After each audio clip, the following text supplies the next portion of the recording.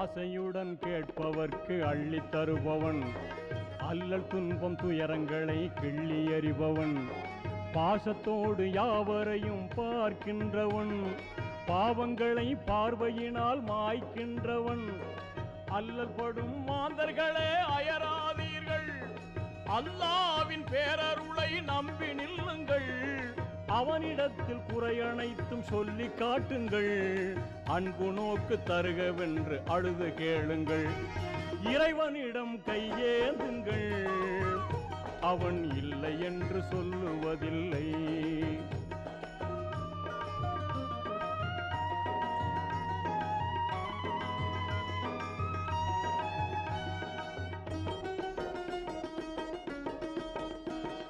தேடும் நேயர் நெஞ்சங்களில் குடியிருப்பவன், தேடாத மனிதருக்கும் உணவளிப்பவன்.